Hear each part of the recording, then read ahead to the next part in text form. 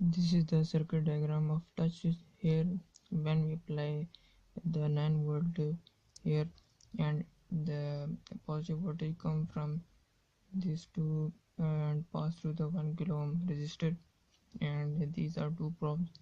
When we touch here, the current start flowing from collector to emitter and come to the base of the next transistor.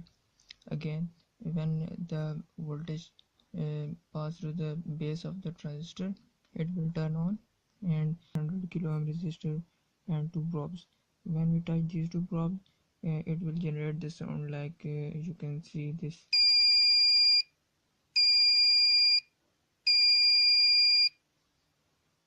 Thanks for watching.